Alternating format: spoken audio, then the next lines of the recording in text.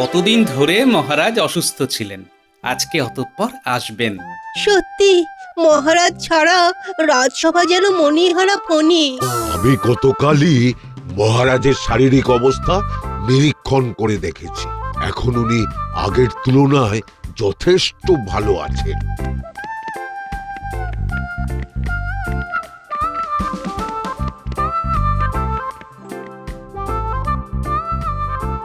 মহারাজ, আপনি রাজসভা সামলাতে পারবেন তো? হ্যাঁ হ্যাঁ রানী, পারবো পারবো, তুমি খামোখা চিন্তা করো না। আর সবাই তো আছে, কোনো সমস্যা হবে না। দেখুন মহারাজ, কোনো কিছুতে অসুবিধে বোধ করলে আপনি বরং ঘরে চলে আসবেন। যদি তেমন কোনো সমস্যা মনে হয়, আমরা মহারাজকে অন্দরমহলে দিয়ে আসব। আচ্ছা ঠিক আছে। অনেকদিন পরে তোমাদের সবার সাথে দেখা হয়ে খুব আনন্দ হচ্ছে। তা তোমরা সবাই কেমন আছো বলো? এতদিন খুবই চিন্তিত ছিলাম মহারাজ, আজকে ভালো আছি। এবার যেই কাজগুলো আমাদের আগে করতে হবে সেটা শোনো। বলুন মহারাজ। আমি একটা স্বাস্থ্য শিক্ষালয় বানাতে চাই, যেখানে তরুণ ছেলেদের কবিরাজি চিকিৎসা শেখানো হবে। সাধু সাধু এটা মহারাজ একটা খুবই ভালো চিন্তা। এরকম ভাবে রাজ্যে যদি কবিরাজ বৈদ্যের সংখ্যা বাড়তে থাকে, তাহলে সাধারণ মানুষজনকে আর রোগের ভয়ে চিন্তা করতে হবে না।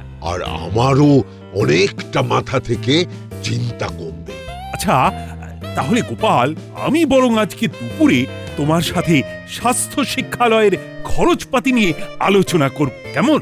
আচ্ছা মহারাজ। সব সময় গোপাল আর গোপাল, না, এর একটা চিরস্থায়ী সমাধান করতেই হবে।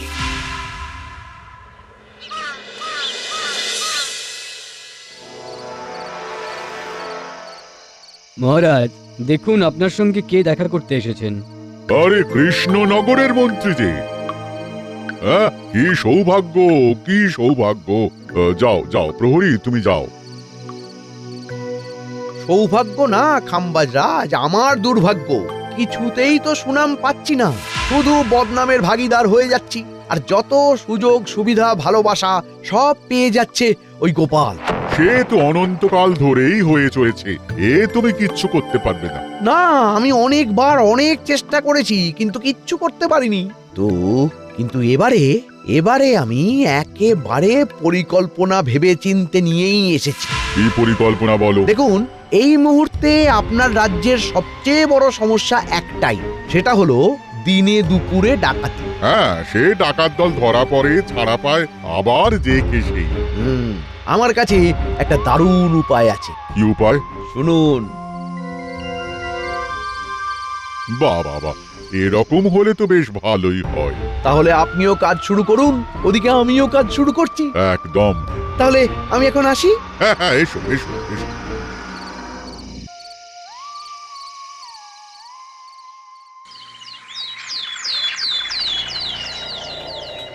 বুঝলে গিন্নি, কাজ হয়েছে।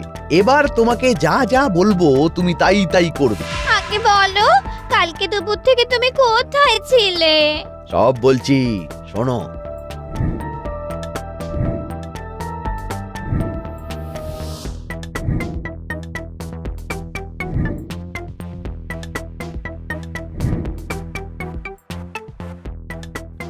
ও মা গো, তোমার পেটে পেটে কি বুদ্ধি গো! এই বুদ্ধি তখনই কার্যকর হবে যখন তুমি তোমার জন্য একটা ছোট্ট কাজ করবে। কি কাজ বলো বলো? এক্ষুনি তুমি রানীমার কাছে চলে যাও, গিয়ে বলবে। কি, পারবে তো? হ্যাঁ হ্যাঁ, বেশ পারবো। আমি বরং একটু ঘুমিয়ে নি।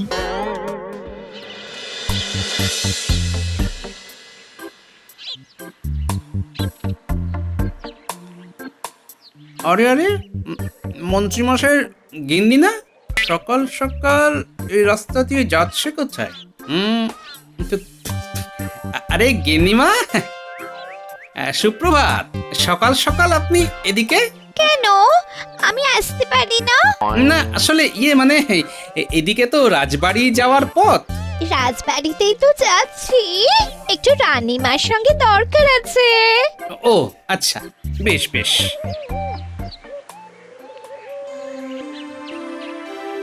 তাহলে তুমি বলছো কাজ হবে? হ্যাঁ নিশ্চয়ই হবে। বেশ, আমি তাহলে মহারাজকে বলবো ব্যাপারটা। হ্যাঁ হ্যাঁ, বারবার রোগ ভোগ তো ভালো নয়, মহারাজের তো বয়স হচ্ছে। ঠিকই বলেছো।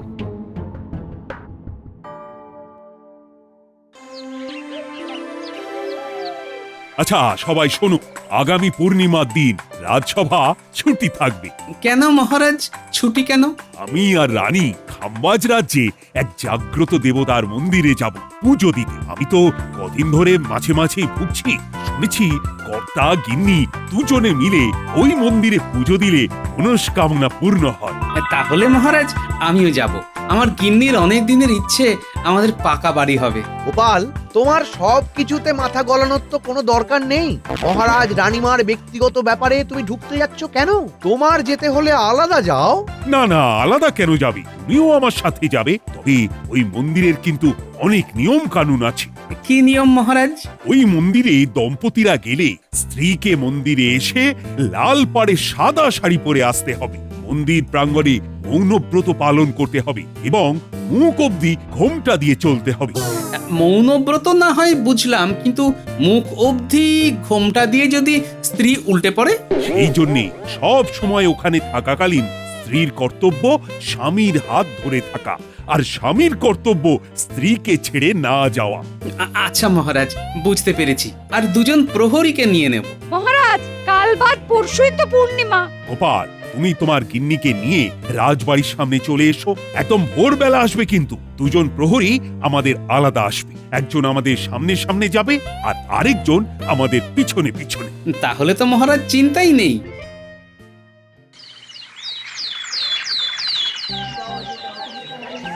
চলো গিন্নি, চলো।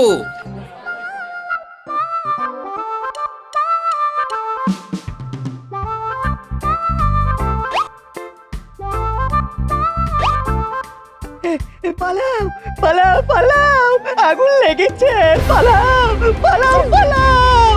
এই, এই, এই, মহারাজ চলুন চলুন, সাবধানে চলুন। আমরা বরং আমাদের গাড়ির কাছেই চলে যাই। হ্যাঁ হ্যাঁ, তাই চলো তাই চলো। বেশ ভালো দর্শন পেলাম, কি বলেন মহারাজ? হ্যাঁ রানী, আমরা মন্দির প্রাঙ্গণ থেকে দূরে চলে এসেছি। এবার ঘোমটা তুলতে পারো। এ কি, তুমি কে? আপনি কে? কে আপনি? এ কি মহারাজ, আপনি মন্দিরে রানীমাকে নিয়ে এলেন আর মন্দির থেকে নিয়ে যাচ্ছেন অন্য কাউকে? এবার আমার কি হবে? কেঁদো না কেঁদো না মেয়ে, কেঁদো না। প্রহরী, তোমরা দেখো তোমাদের রানীমা কোথায়। আচ্ছা মহারাজ। মাগো, মাগো, কি সর্বনাশ হলো গো! বলি রানীমা কোথায় গেল গো? কি মুশকিল হলো বলো দেখি। তুমি আমার হাত ধরলে কি করে? আমি তো আপনার হাত ধরিনি, আপনিই তো আমার হাত টেনে ধরলেন। আর কেউ একটা বললো আগুন আগুন। এবার আমার কি হবে? কিন্তু মহা মুশকিল হলো। তা তা তোমার নাম কি মেয়ে? আমার নাম মানে অনামিকা। অনামিকা। ও গোপাল, আমার যে খুব চিন্তা হচ্ছে। তুমি একটিবার গিয়ে দেখো না। আচ্ছা মহারাজ, আপনি বরং গাড়ির কাছে থাকুন। অনামিকা, তুমি এখানে কার সাথে এসেছিলে? তোমার বাড়ি কোথায়? আমার তো বাড়ি নেই, আমি অনাথ। পথে ঘাটে ভিক্ষা করে খাই। একদিন এক দয়ালু ব্যক্তির আমাকে পছন্দ হয়। উনি বললেন আমাকে বিয়ে করবেন। আজকেই তো বিয়ে করার জন্য আমাকে নিয়ে এসেছিলেন, আর হারিয়ে গেলেন। এ তো আরো মুশকিল। এখন আমি কোথায় যাব? আমার এবার কি হবে? কে বিয়ে করবে আমাকে? ঠিক আছে ঠিক আছে, দেখছি তোমার কি ব্যবস্থা করা যায়। আগে রানীকে খুঁজে পাওয়া যাক। মহারাজ, আমরা দুজনে পুরো মন্দির চত্বরে অনেক খুঁজলাম, কাউকে দেখতে পেলাম না। কি বলছোটা কি? আরে জলজ্যান্ত মানুষটা দিনে দুপুরে উধাও হয়ে গেল নাকি? মহারাজ, চারিদিকে তন্ন তন্ন করে খুঁজলাম, কিন্তু রানীমা কোথাও নেই। ও রানী, এখন আমার কি হবে? আমার স্বামীর কি হবে? আরে আপনার স্বামীর নাম কি? স্বামীর নাম মুখে আনতে নেই তো, তাই বলতে পারবো না। ও গো, তুমি কোথায় চলে গেলে গো? আমাকে ছেড়ে দিলে গো। মুখে যখন আনতে নেই তখন লিখে দাও, একটা কাগজ কলম আনছি। আমি তো লেখাপড়া জানি না।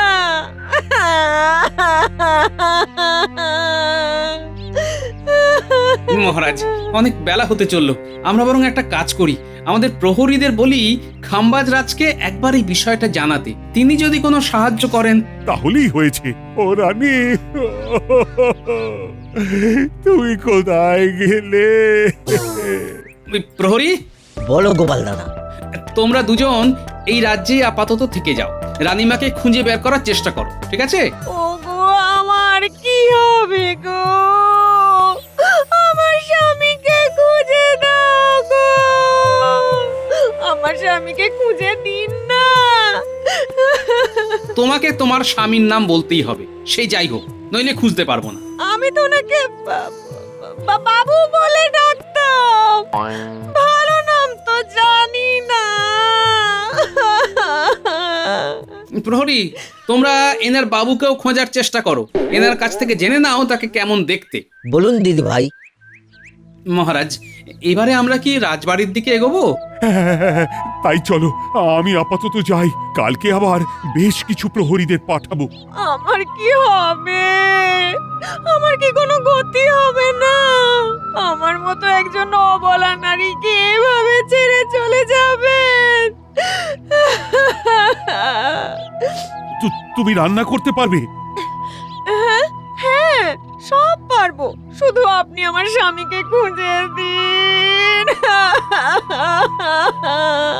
ঠিক আছে, আমার দুজন প্রহরী তো খুঁজছে, তুমি আপাতত আমার রাজবাড়ি চলো, তারপর দেখছি কি করা যায়।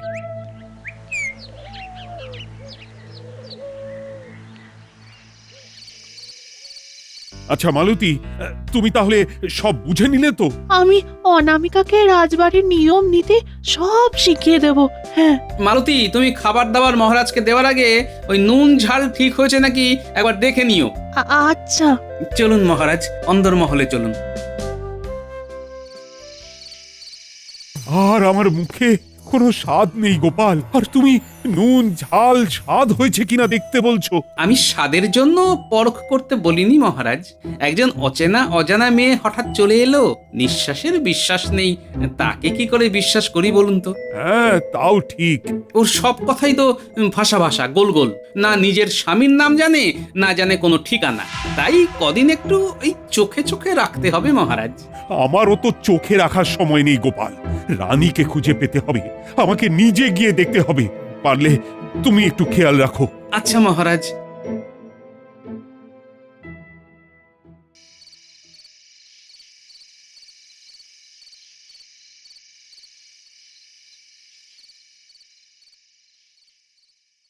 কিরে, তোরা এই অসময়ে? এই এখন কিন্তু আমি গল্প শোনাতে পারবো না, মন মেজাজ খারাপ আছে। আমরা তো গল্প শুনতে আসিনি দাদু, আমরা দিদার কাছে প্রসাদ খেতে এসেছি। ভালো করেছিস। তার দিদার কাছে কিছু শুনেছিস? হ্যাঁ, শুনেছি রানীমা হারিয়ে গেছেন। আর মহারাজ রাজবাড়িতে নতুন রাঁধুনি নিয়ে এসেছেন। হ্যাঁ, বেশ ভালোই তো বুঝে গেছিস দেখছি। তোমার সাথে থেকে থেকে আমাদের বুদ্ধি তো কিছু কম হলো না। তাহলে শোন, রাজবাড়িতে নতুন যে রাঁধুনি এসেছে তাকে চোখে চোখে রাখবি, কেমন? সব সময় তুমি ওদেরকে কাজে লাগাও কেন বলো তো? ওরা বাচ্চা, তাড়াতাড়ি ছুটতে পারে, আর ওদের উপরে সহজে কারো সন্দেহ হবে না, বুঝলে?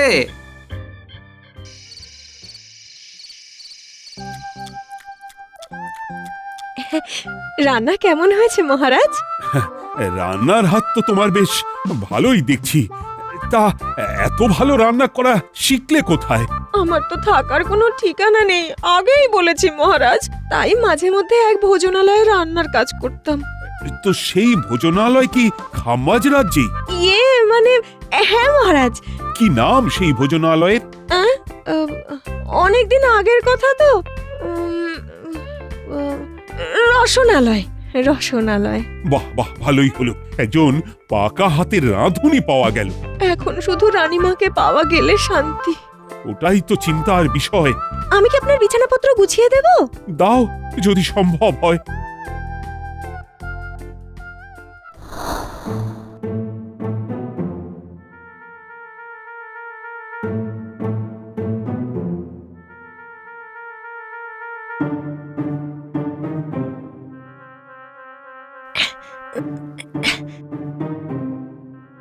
এই তো পেয়েছি। তাহলে তথ্য অনুযায়ী এটাই রাজবাড়ির সিন্দুকের চাবি।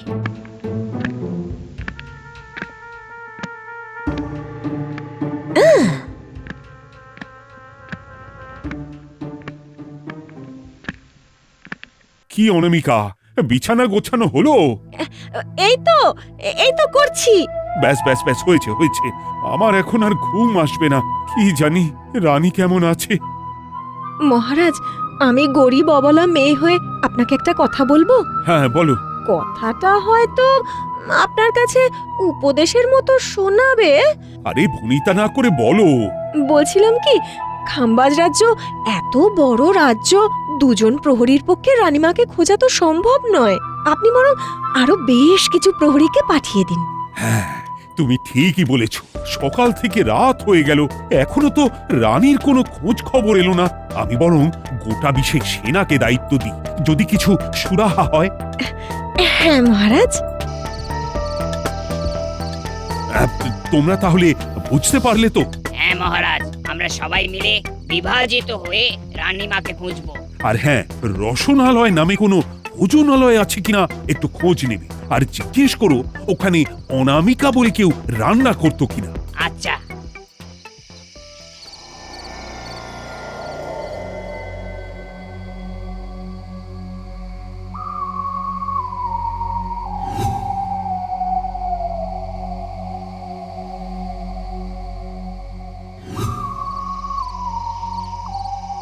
ওই দেখ, রাজবাড়ির পিছন থেকে কোনো একজন মহিলা মনে হয় বেরোলো। হ্যাঁ তাই তো, চল আমরা আড়ালে আমডালে পিছু করি। হ্যাঁ চল চল। কি কাজ হয়েছে তো? আগে হ্যাঁ, আপনার কথা মতো সিন্দুকের চাবি মহারাজের বিছানাতেই ছিল। এই নিন সাবান, এতে ছাপ তুলে এনেছি। বাহ বাবা, তোমার বেশ বুদ্ধি আছে।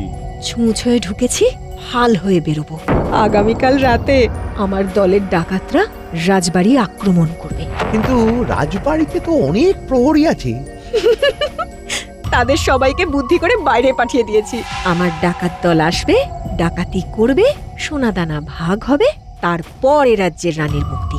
বাহ, খাম্বাজরাজ তো তোমাকে সব শিখিয়ে পড়িয়ে দিয়েছেন। আমি যদি রাজা হতে পারি তাহলে তোমাকেও রাজসভার সদস্যা করে দেব। ঠিক আছে ঠিক আছে, আমি এখন আসি। গোপাল দাদুকে এক্ষুনি জানাতে হবে।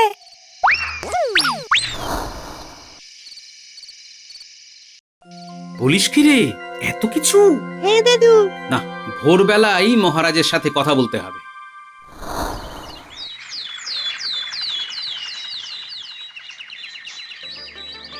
কি বলছো কি গোপাল? হ্যাঁ মহারাজ। কিন্তু যদি এত ডাকাত একসঙ্গে আক্রমণ করে, আমি আমি সামলাবো কি করে? ডাকাত রানী তো আমাদের কাছে আছে, এরপরে যা করবে ওই করবে। আপনি আজ দুপুরেই মন্ত্রী আর ডাকাত রানীকে কারাগারে বন্দি করুন। বেশ বেশ। এ কি মহারাজ, আপনি আমাকে বন্দি করলেন কেন? আমি কি দোষ করেছি? আমার রানী মুক্তি না পেলে ডাকাত রানীকে শুলে চড়ানো হবে। সাথে আমাদের মন্ত্রীকেও। ও মহারাজ, আরে আমাকে ফাঁসানো হচ্ছে, আমি কিচ্ছু করিনি। কাল রাতে বটতলায় আপনাদের দুজনের বৈঠক আমার বানর সেনারা শুনে নিয়েছে। হয়ে গেল। এবার বলো ডাকাত রানী, তুমি কি চাও? তোমাকে শুলে চড়াবো আর আমার রানীকে মুক্তি দেবে? ভুল হয়ে গেছে মহারাজ, আমি লোভের বশে এই পরিকল্পনায় পা দিয়েছিলাম। তাহলে এক্ষুনি চলো তোমার ডেরায়। আমাকেও ছেড়ে দিন না মহারাজ। তুমি এখানেই থাকবে আজ থেকে চিরকাল।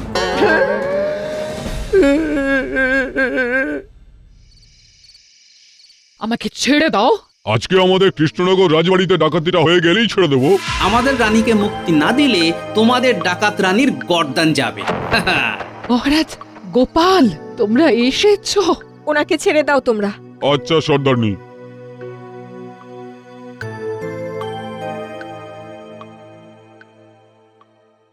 তাহলে রানীমাকে শেষমেশ খুঁজে পাওয়া গেল। হ্যাঁ, এবার আমার কাছে সবটা একেবারে জলের মতন পরিষ্কার। কি মহারাজ?